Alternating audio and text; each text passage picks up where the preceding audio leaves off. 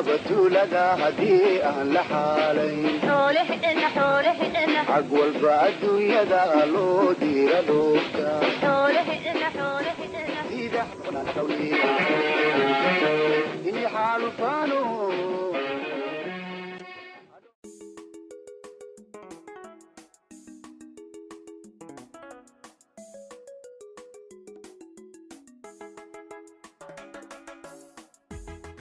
daawadayaal ku soo dhawaada barnaamijkan waaynu ku eegi doono bal magaalada Berbera iyo sidoo kale horumarka ay ku talaabsanaysay sanadadii u dambeeyay qayb waxa ka ah horumarkaasi Berberis ay sameeyeen qaybaha kala duwan ee bulshada iyagoo sidoo kale kaashanaya maamulka degmada magaalada Berbera ayaa guud ahaanba bilicdeedu ay si weyn isu bedelaysay sanadkii u dambeeyay ee aanu soo dhaafnay xaafadaha iyo sidoo kale qaybaha kala duwan ee bulshada ee dhalinyarada iyo haweenka iyo sidoo kale gudiyada xaafadaha ayaa hormuud u ahaa dhinaca beerista magaalada sidoo kale taasi waxa barbar socotay barnaamij xoolaha lagaga saarayay magaalada oo markii ugu horeysay lagu guuleystay guud ahaanba gobolada iyo degmooyinka dalkan Jamhuuriyadda Soomaaliland magaalada Berbera waqtigan ma aha magaalo ay ku nool yihiin xoolo taasina waxa keenay dadaal iyo iskaashi ka yimi dhinaca bulshada iyo sidoo kale maamulka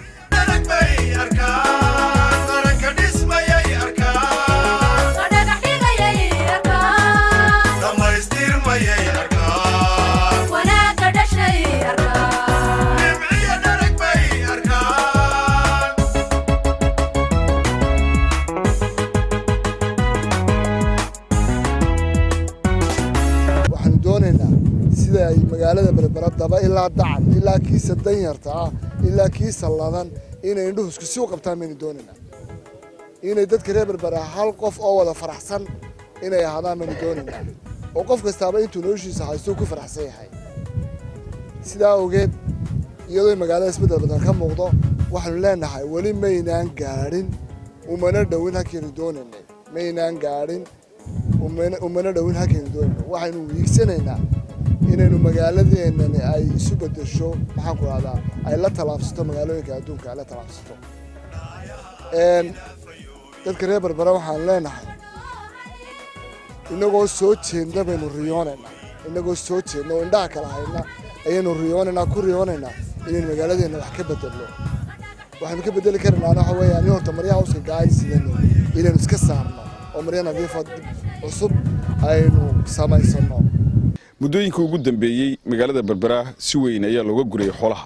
waqtigani xoolo ma joogaan sida ay noo sheegeen maamulka dawladda hoose iyo sidoo kale gudiyada xaafaduhu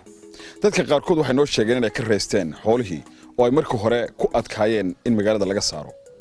wacyigelin baanu markii hore shir baanu galay markii dawladda hoose arrintan noo sheegtay in xoolaha magaalada laga saarayo dabadeedna wacyigelin baanu sameynay warqadaanu xaafadaha geynay waxba ka suurtoobi waayeen markii dambe ololaa la qaaday dawladda hoose iyo ciidamadu ku wada socdaan xoolihii anigaygan laba neef oo dhalay baa layga qaaday in weli ka daba tegin anoo ka raystay oo dhibaato igu hayeen oo qarash igu hayeen wallaana uga daba tegin sidii igaga maqan yihiin qofkii ugu horeeyay xoolo laga raafo baan ahaa waa laga kaxeeyay mana ka daba tegin xoolii waan ka raysanay aqalada hortooda waxa jira haddaan geedka beerto oo aad ku xidho haddii afkay gelinayeen aqalkayga laga bilaabo ilaa jaarkayga ilaa xaafadda Barashiikh aqaladii dhirtii oo bilaa xaydaaba baa ku beeran ka baxday adduunka wada kariima santarkaygaas ka daawanaysa magaalada Berberina waad arki doontaa maanta marka waanu ka raysanay xoolahaas waxaan ku wacyigelinaynaa dawladda hoose way mahadsan tahay meel wanaagsan bay ka abaartay maayirada kale waxaan ku wacyigelinaynaa in miyi magaalo loo kala baxo xoolaha waa loo baahan yahay waxa weeye dhaqaalaheennii waxa weeye waayaheennii laakiin miyi magaalo loo kala garan waayo waddanka marka waxa magaalada Berbera aad bay uga raysatay insha Allah bidmilaahi kariim miyi magaalana way kala noqon doontaa xoolihii halkoodii bay ku noqon doonaan magaaladuna magaaladeedii baa ahaan doontaa labadooda neef ee laga kaxeeyay ama laga raafay xageebay la geeyay kala taadiga halkii xoolaha lagu ururiyaa la geeyay dabadeedna markii maxkamad la maray waxare lagu xireeyay lagu yiri anigu maan arag dadka daba tago soo kaxaystay way jireen laakiin waxa lagu yiri markii la maxkamadaad maraysaa dawladdaad maraysaa meesha ciidamada ama inaanigu qala waa ban fasaxay waanu sheegay waxaan ku yiri hadii ay saamax bay idinka tahay ariga ciidamada loo qalaya ka dhiga dhibaatooyinka ay xooluhu ku hayeen magaalada waqtiyadii hore adigu haween baa too kulay xoolaha aad bay isugu dhaweeyday maxaad mid yalaba nooga sheegi kartaa khasaaraha u geysan jireen dadka waxay ku geysan jireen tijaarku isku nici jiray reer bay u dhiciyeen dhirtii cunayeen quracahay cunayeen dusuuda qaar daboolka ka qaadaaba jiray marka lagama seexan jirin waa magaalo xagaayo xeeba baa lagu nooliyay albaabada la furanaya albaabkaasi muu furnaan jirin intii ka dul tallaabsato ay dhibaato ku geysanaysa dhiraad beertada iyo dherigaaga cunaysa marka waanu ka raysanay aad baan u mahadsan yahay maayirka qorshahan keenay waana u mahadnaqaynaa horta xoolaha dadkii ku haystay may u saareen dibad waxay cunayeen xooluhu waa kartoon iyo qashin meel yaalla waxaa weeye rayigaa uu soo jeediyey guddoomiyaha gobolka cabdishakuur cidin golaha deegaanka rayi fiican ayuu keenay uu u darsay waayo magaaladan waa magaalo xeebeed waa meel kulul dhir la harsado ma leh geedkii la beeraba ari baa goynayey markii aanu isku nimi uu noo yeeray guddiyadeeda uu nagala tashaday arrinkaa waa la isla meel dhigay si fiican ayaanu abaabulkeeda u qaadnay dadka waa wacyigelinay wixii qaadanayey dowladda u raraysay ee kala baxayay magaalada wixii aan qaadi karayn waa loo qaadayey dad badan oo xaseeyey baa jira dhib baa naga qabsaday dakharaa naga gaadhay bidad baa naga gaadhay dee wax waliba dhibkiisuu lahaa maanta sida ay berber u cagaaran tahay ilaahay mahadii baa la joogaa dhirtii aanu beeri kari weynay xaafadaha sekeseked bay u taallaa ayaa maanta baxday oo magooshay si fiican bay u baxday dadka wixii aan qaadan karayna waa loo qaaday dhawaaqa dhegeysi baanu samaynay in xoolaha la dhegeysto ee la qariyey halkii maacay riyi ka tiraahdaba fartaa lagu fiiqaayey waa la soo saaray qaar badan oo aanu digniinsinay oo saari waayey waa la ganaaxo maxkamaddaa lagu geeyey oo yidhi waanu saaray ilaahay mahadii bay maanta taagan tahay berberi waxay noqotay magaalo cagaaran geedkii halkaa lagu beeray looga baqi maayo dameer looga baqi maayo alxamdulilah rabbilcaalamiin wax xooloo looga baqay maayo dadkiina iimaankoodii ilaahay wuu soo dejiyey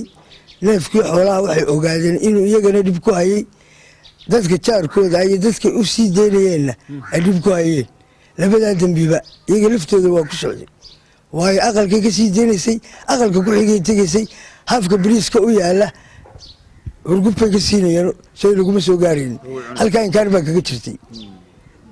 ta kale way ka raysteenoo kartoonkii ay cunayeen iyo bacdi ay cunayeen iyo qashinkii ay cunayeen way ka raysteen oo hilibkoodan xitaa dee daahir ba ahayn iyo caanaha la gelisaayo magaaladii nadiif bay noqotay saala laguma arko dhib kale laguma arko dameerayaashiibaa wax kale iska daayoo ganacsanayey ee gaariga jiidayey ayaa laga saaray qaarkood sida imika guddoomiyuhu ka dhawaajinayey midaana ku nala joogo waashman baa laga dhigay lacag baa loo qoray kii kale la mid weeye buudiyaashoodii iyo waxoodiiba waa la dallacay halkii xoolaha la geeyey baa la geeyey anigu xoola waan lahaa waxaan lahaa 720 waan isdhaafiyey aqalkaygii saaladu ay urisay ee buuxsamay maanta nadiifta iyo udgoonka ka baxaya waad yaabasa awal anigoo fadhiya oo cawdu ku fadhiya iyagoo dareeriya sidaas dusheeda u wada marayeen raashinka daadinayeen wax walba daadinay halkan bay galeen raashin bixi daqiiq bay cuneen bixi dhar bay cuneen bixi ummaddii ilaahay ee jaarkayga ahaabaan xitaa qaatiyaan kala joogsan qaar baa hilibka cunaya ilaahay googi guddiyada xaafaduhu dadaal badan ayay ka galeen arrintaasi kaalin weynna waa ka qaateen sidii xoolaha magaalada looga saari lahaa ninka barbarkayga taaganaya wuxuu ka mid yahay guddida xaafadda burcasheekh isagoo magaciisa ku bilaabay waxaan weydiin lahaa bal waxyaabaha laga faa'iiday xoolaha iyo sidii looga saaray xoolaha magaalada assalaamu calaykum waraxmatullaahi wabarakaatu waxaa inaga noo faa'iidaa waa aragtaan faa'iida deetan xoolii markii laga saaray faa'iida ku taallay hareerina ku taallay dhirta iyo barwaaqada waxaa ka mid a deetana jaarkii colka ahaaya deetana caloosha wax isugu wadahayana way wada fayoobaabeen maanta waxbaba iskuma haystaante awal maata kii qallaxooda yar loo dhigay bay ka cunaysa ridu jaarku deetana intaa way wada hadlayeen kuwaan wada hadlin hoosta calooshii ka wada hadlayeenoo dhibaata ka taagneed xoolaha waanu ka raysannay waanu ku guulaysatay maayarkaygu deetana magaalada deetana xoolaha ka saaro maantana uma baahninba xoole deetana nimcaanu ku jirnaa waa adiga arkaayo waxa ku xeeran deetana halkaanu taaganahay green buu wada green maalintina xaalaf iyo deetana bannaan bexe iyo taxaan xoolaha waanu ka raysannay maanta miyiga magaalada deetana magaaladu kala soocantay miyigeeda xoolihiisibu deetana la jooga ama ku baxay magaalana waa taasoo deetana wax ku soo waabile male imika inanka waashmaanka halkaa noo taagan jira xaafadda siduu jidha u hayaaba deetana mugees u dhici jiray maanta dhibcaynu ku jirna wax soo waabile waaba ku loodaa meesha imika maalin walba uu taagnaan jiray iyo bacadki ujudahaya yaa maanta waxaa wey xaafadda sawiraha lagu soo galaayo deetana waa loo soo dawra dagaaman meel kastana waa green maanta magaalada berbera ka midi gurigaan deetana 2 geed ama 3 geed ku beernay ma jirta maanta marka laga imaado dhirta baxday idinku gudi ahaan xoolaha sideeba u saarteen bal in yar naga sidii aad u saarteen xooluhu way iska adag yihiin dad baa leh oo wahanti dhibaatooyinka kala kulantay marka saaraysan iyo sidii loo saaray bal yar noo soo koob ma dagaal badan way naga gaadheen dagaal badan oo loo baahnay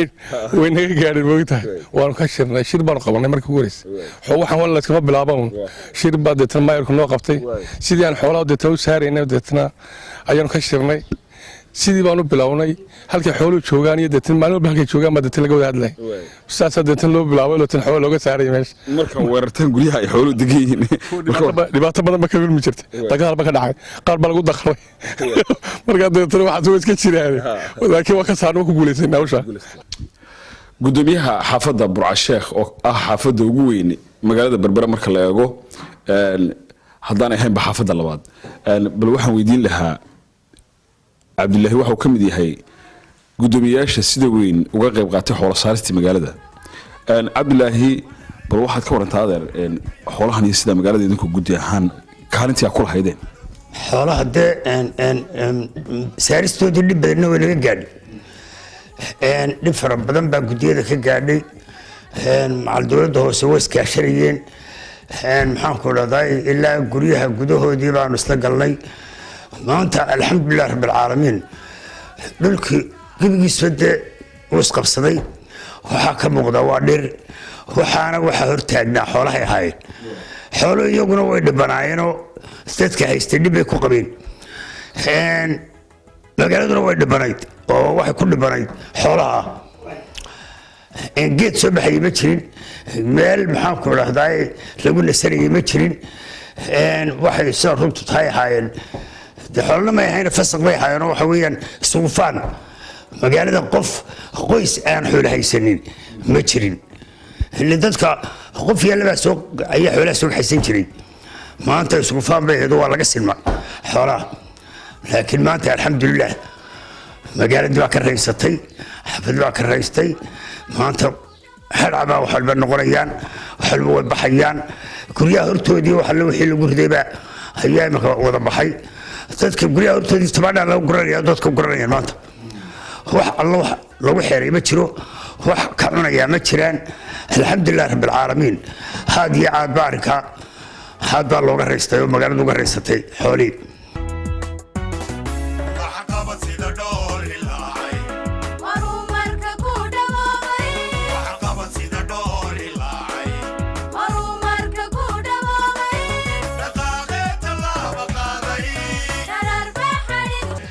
magaalada Berbera ayaa guud ahaanba markaad dhex marto dariiqyada iyo jidadka waaweyn iyo sidoo kale xaafadaha kala gedisan meel kasta waxaad ku arkaysaa dhir soo baxday oo ay roobkii nimcada Alle ay soo saareen barnaamijkan waxaanu ku eegi doonaa bal xoolahaas iyo sidii loo qorsheeyay in magaalada looga saaro waxaan doonayaa inaan kelmad ka yar idhaahdo barnaamijkii aanu xoolaha uga saarnay magaalada Berbera oo runtii ah barnaamij faa'iido weyn keenay barnaamijkaasi muddo 2 sannadood 3 sannadood ugu dambeysaba kulliba hindisuhu uu ku jiray golaha deegaanka degmada Berbera oo hogaaminayo gudoomiyaha golaha deegaanku dhowr jeer hore markaa waxaa dawladda hoose isku dayday talaabooyin tan hadda ka duwanaa inay qaado laakiin se 100% siday hadda u suurta gashay umay suurta gelin barnaamijka markii dambe qorshaanu samaynay in aanu dadkii horta wacyigelinno dadkii inaan ku wacyigelinno xooluhu dhibta ay ku hayaan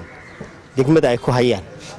degmadu waxay u baahan tahay in la dhireeyo degmadu waxay u baahan tahay in bilic yeelato sidaa daraadeed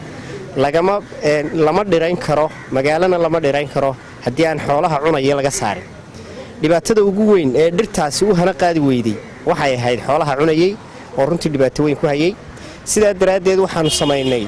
in aanu ka soo gallo dhowr meelood ka soo gallo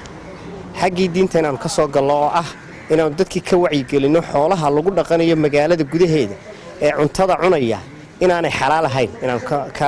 ka wacyigelinno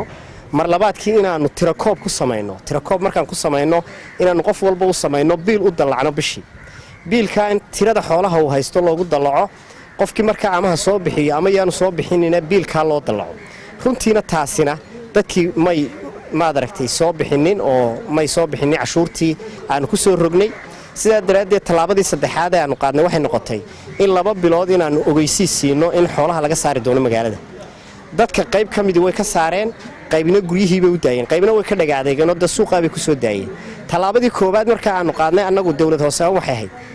xoolaha magaalada gudaheeda maraya inaanu qaadno oo nu qabanno oo nu geyno xeraboon aanu samaynay xeraboonta waxaan ugu diyaarinay hadhkii biyihii baan ugu diyaarinay waxaan ugu diyaarinay Allahumma salli ala Muhammad cawski baan ugu diyaarinay waxaan ugu diyaarinay dad ilaaliya oo security baan ugu diyaarinay xoolihii marka halkaasi aanay ugu dayacmin ayaan u diyaarinay in halka lagu ururiyo xoolihii markaan magaalada ka ururinay ee aanu geynay waxa ay noqotay in dadkii xoolaha lahaa marka ay soo doontaan nidaamkii sharciga ayaanu marinay oo marka horeba waxaan la sii kulannay xafiisyadii ku shaqada lahaa oo dhan baan la sii kulanno sharcigu wuxuu ka qabo ayaan markii hore sii dirisnay marka maxkamadda u gudbisteen dadkii xoolihii inay codsadaan in xoolahoodii dawladda hoose ka qaaday loo soo celiyo maxkamaddu markaa waxay ku xukuntay kow in la ganaaxayo calaa neef loo ganaaxo cashuuraa biriga lagu shubo isla markaana laga saaro xoolaha magaalada taasi waxay markaa noo sii fududaysay in xoolihii marka la ganaaxay cashuuraa biriga lacagtii lagu shubo in dadkii baabuur soo kaxaystaan dabeedna magaaladii ay ka saaraan oo labada kantarool lagaga soo hadho isla markaana kormeer waxaan ku samaynay dhammaan guryihii laga saaray xoolaha inaan mar dambe lagu soo celinin waxa kaloo soo hadhay qayb inay guryihii qayb ka midi ay gashadaan xoolihii waaran sharciya oo maxkamadeed baan u soo goosannay in guri kasta oo xoolo lagu soo arko lagu geli karo lagu soo qaban karo qofkiina la soo xidho dabeedna xoolihiina laga soo qaado annagu aanu soo qaadno nidaamka sharciga baan u marnay markii loo tagay ee dadkii laga soo qaaday xoolihii laga soo qaaday qofkii waa la soo xidhay dhowr qof groupkii hore markii la soo xidhay kuwii dambe iyaga laftoodu way ku tala galeen tirada xoolaha aanu ka saarnay magaalada Berbera ee ololaha aanu ku guuleysanay waxa ay dhan yihiin arigu wuxuu dhan yahay 4963 neef 4963 neef lo'du waxay dhahmayd 113 neef dameero waxaanu ka saarnay 11 geelna waxaanu ka saarnay 13 waxa kaloo soo hadhay oo aan qorshe u sameynay runtii xoolaha magaalada la keenayo ee sayladda la keenayo inaanay sayladda soo dhaafin imika marka waxa qorshuhu noqday meel kasta oo lagu tuhmo neef xoolo inuu ku jiro magaaladii iska daa inuu marayo guriga lagu tuhmo inuu ku jiro inaan waaran sharciya u haysanno inaan ku gallo dabeedna aanu ka soo saarno haddii laga waayana qofkii la yidhaahdo mishankaasaan u soconnay ee naga raallihow magaalada ayaa sanadadan soo socda lagu wadaa inay noqoto magaalo cagaaran oo aad u qurux badan ku dhawaad 10,000 oo geed ayaa laga beeray magaalada Berbera sanadkii tagay isuduwaha wasaaradda deegaanka iyo horumarinta reer miyiga ayaa isaguna ka waramaya doorkii ay wasaaraddaasi ku lahayd dhirbeeristii laga sameeyay magaalada Berbera ka wasaaradda deegaan ahaan waxa wasaaradda deegaanka muhiimadeedu iyo fishankeedu iyo aragtideeda iyo cududeediba ay isugu geysay in guud ahaan dalka oo dhan laga sameeyo dhirbeeris haddaba si dhirbeeristaasi ay u hirgasho oo geedkii mar la beeraa aanu u noqon mataqaanaa mid gadaalka mataqaanaa ka guuldaraysta waxyaabaha qodobada caqabada ku noqday dhirbeeris kasta oo wasaaraddu ay samayso guud ahaan dalka oo dhan waxa kow ka ah xoolihii magaalooyinka joogay waxaan aad ugu mahadnaqayaa duqa degmada Berbera oo xafiiskayga gobolka saaxil wuxuu chance u helay mar labaad in magaaladii laga saaro dhammaan xoolihii magaalada dhirta laga beero ama naafeynayey ama dib u cunayey ama mataqaana sifooyin khaldan waxa weeyaan geedkii dee u dee weerarayey waxaan ilaahay ugu mahadnaqayaa inaan maanta magaaladii wax xoolo ah oo dhex jooga aanay jirin wasaaraddu waxay gobolka saaxil wuxuu cududiisa isugu geeyey in magaalada ay ka suurta gasho oo ay ka hirgasho dhirbeeris baaxad leh oo aynu maanta arkayno muddadaa 2 sano ah ama muddadaa 2 sano ku dhow maanta wixii ka horreeyey waxaad dareemi kartaa inaanay wax dhirbeeris ah amaba wax saameyn ah oo ay dhirtu magaalada ku leedahay haddii jirteena ay yarayd waxa ilaahay ugu mahadnaqayaa waxa weeyaan garabyo fara badan iyo supports fara badan oo aanu ka helay magaalada iyo dhammaan waxa weeyaan gobolka oo dhan inay ku timi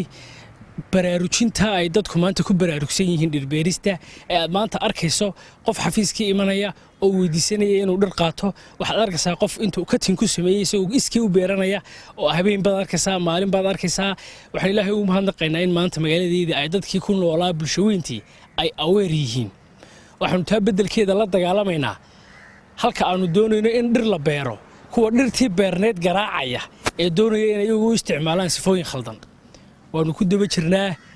intay taalkaya waxa weeyaan maalin iyo habeen kama daalayno waanu daba soconnaa waxaan doonayaa inaan hal midun mataqaana aan maanta bartan uga faa'iidaysto barnaamijkan iyo muxuu ahaa kamarada hortaagan xafiiska gobolka saaxil wuxuu samayn doonaa ama bixin doonaa inuu dhiirigelin bixiyo oo dadka inta badan volunteerska ah ee dhirta beera uu isagu gaar u ogaado abaalgudsiin doono dadka mataqaana xusi doono oo xafladaha waaweyn mataqaana deegaanka lagu xuso ka qaybgelin doono taa beddelkeeda oo wixii uu mutaystay heli doono taa beddelkeeda qofka dhirta gooya sida loola xisaabtamayo maxkamad loo istaajinayo xukunka ugu dhacayo ka beeraana waa inuu isna mataqaana qaybtii kale motivation ka helay dhiirigelintii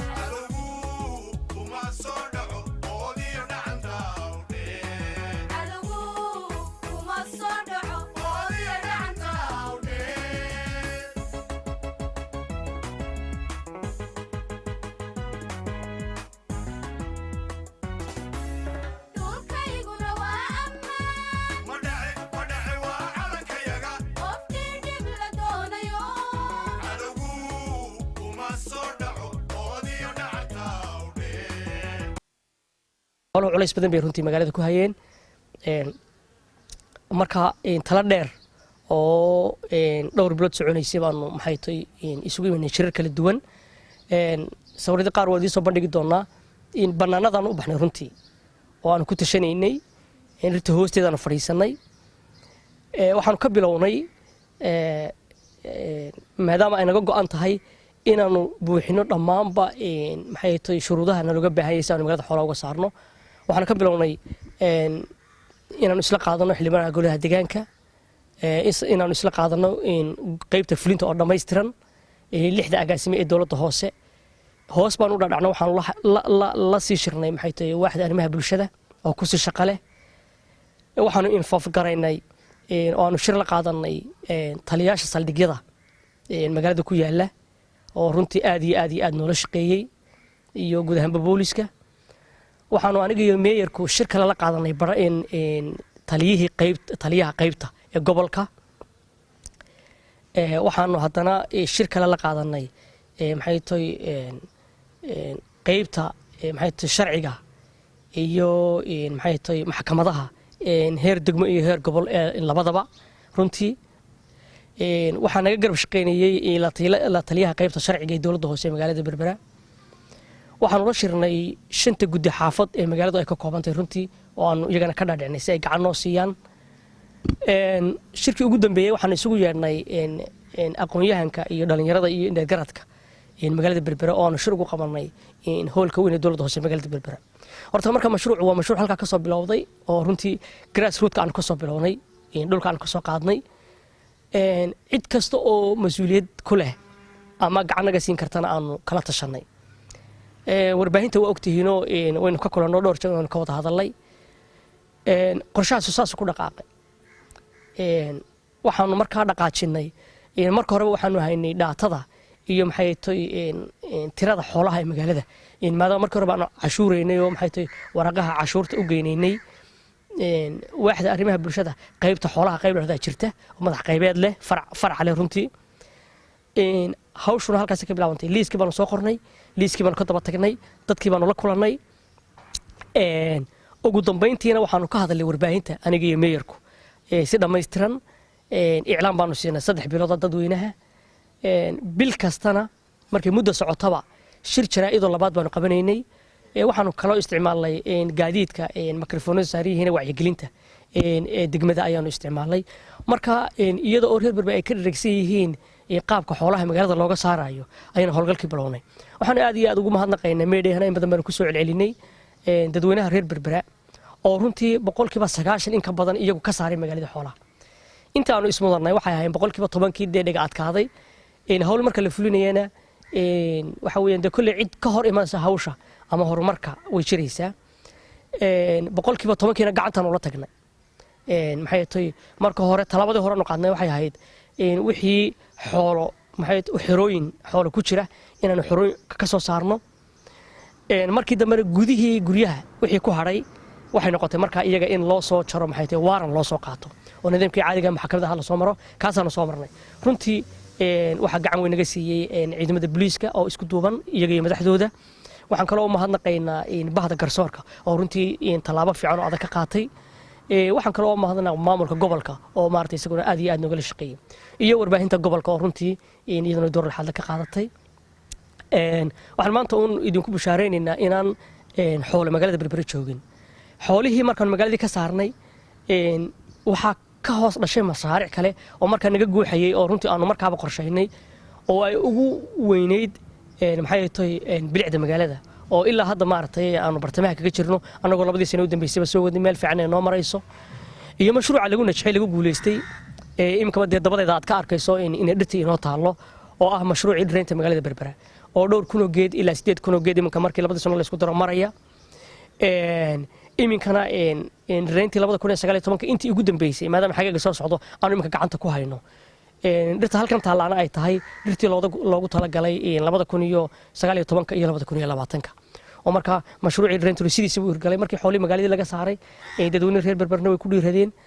dawladda hoose qaybtii dhiraynta ku shaqalada hayna si laba laab oo xoog xawliba u shaqaysay waxa kale oo de soo toosay iskuuladii maxay tahay shirkadii private ka runtii oo shirkado waaweyn oo aanu sanadkii dhaweeytana siinay maxay tahay aanu siinay abaalgudyo oo maartay aad iyo aad u beeray maxay tahay meelahu ay ganacsiga weyn ku lahaayeen waxa kale oo yana ka qayb qaatay saldhigyada booliiska oo aad loo beeray iskuulada maxay tahay iyo qaybaha kala duwan ee maxay tahay bulshada oo runtii gacan weyn naga siiyay in iyaguna beeraan intii aanu beernay in ka badan maadaama ay security heleen waxaana runtii farxada in geedka maanta magaalada Berbera ku yaala haddaad maanta ku rido iyo hadda shalay lagu beeray iyo hadduu hore u beernaaba isaga iyo banaanku way yaqaanaan isaga iyo caruurta iyo dadka reer Berberna way yaqaanaan midka qof waalana xataa magaalada jooga uu daryeelaa geedka maanta Berbera marka runtii waana soo duubi kartaa iyagoo qaawano banaan ku yaala oo la biyeenayo wax alla wax diira ama wax dhagax ama wax ku xiran aan jirin aad iyo aad ba madsantiin barnaamijkan waxaa idinla socodsiinaya anigoo ah Mukhtaar Cabdiraxmaan Maxamuud iyo dhammaanba bahda telefishinka qaranka ee gobolka Saaxil tan iyo kulanti dambe waxaan idinku dhaafaynaa sidaasi iyo nabadgelyo.